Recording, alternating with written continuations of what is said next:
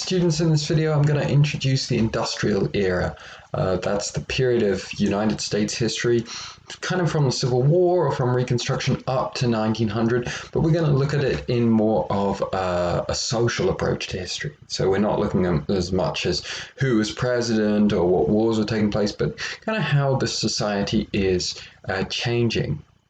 And we're going to begin by looking turning our gaze away from the South, where we've been focused for Reconstruction, and instead looking at the North. And where the Civil War had devastated the Southern economy, it had massively stimulated the economy of the North. You had consistent government contracts that provided support for industries to expand at a greater scale than they had previously. And so the period from 1865 to 1900, we see the American economy, apart from the South, growing faster than ever before. We see that the amount of food that's being produced through agriculture is doubling. We see that the population is tripling. That's partly due to the greater health of the population. It's partly due to another increase in immigration. And we see that manufacturing, so industry, that's why this is called the industrial era, has increased 6 times what it was before the Civil War.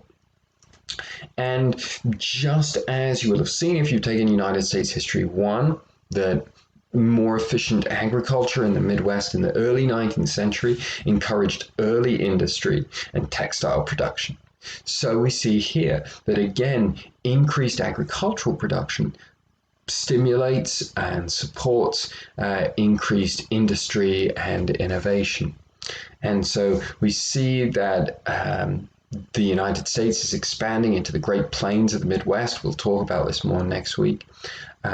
These are flatter lands that are open to farming on a much larger scale than previously. And so we start to see the development of what are called bonanza farms that are basically run as factories with hundreds of workers, with new mechanized machinery, with fields that could be as large as tens of thousands of acres. And so by 1870, the United States has become the world's largest agricultural producer. And over the generations following the Civil War, over the next 10, 20 years or so, they're also going to develop mass livestock farming. So this initial bonanza farms, huge corporate style farms, these are mostly focused on wheat and corn initially. But we also see the beginnings of the development of huge livestock farms of pigs and sheep and cattle that we'll also talk about a little more next week. As I say, agriculture stimulates technological innovation and the rise of industry. So a big part of the early industrial era is producing mechanized harvesters and combines that make farming more efficient, make it possible to farm greater areas of land.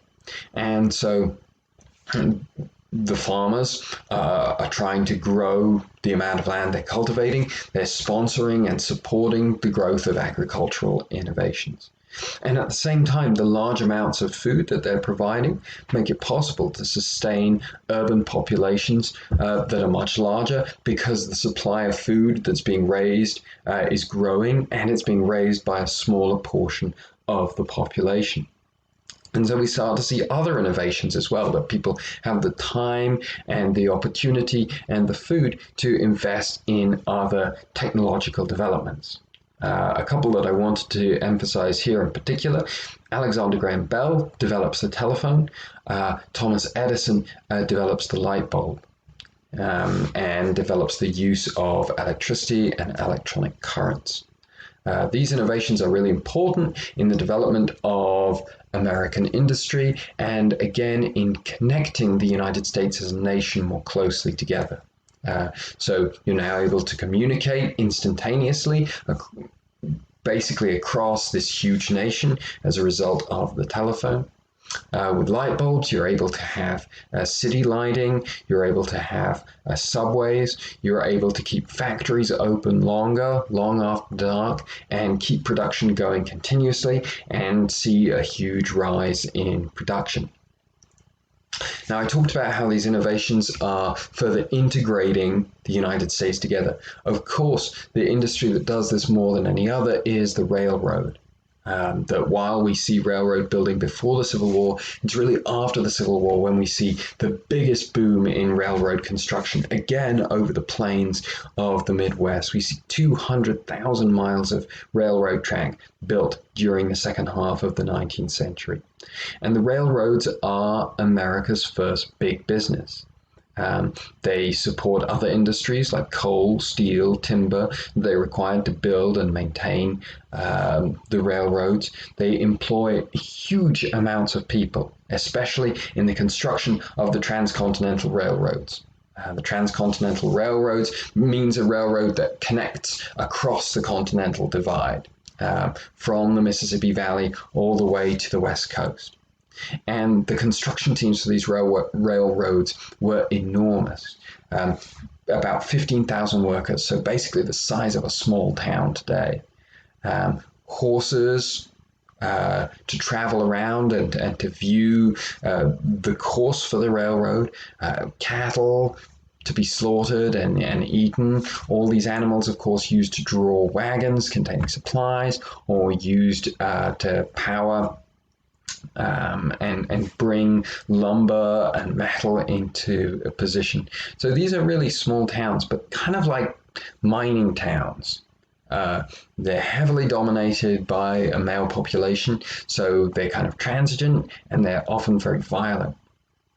The process of building a railroad track, you would have surveyors and engineers who would plot the course of the railroad and how it would be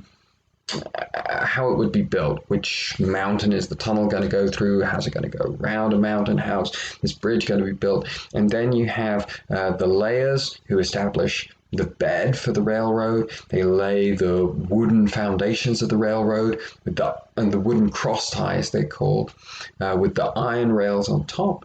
And then spikers were the strongest railroad workers, who would take these 2-pound spikes and hammer the iron rail and the wooden cross tie together. And so this is an intense process, but it's being built as fast as possible. And so the creation of the railroads is a huge part of the United States being connected more closely together, and the rise of more and more industries and more wealth within this still relatively new country.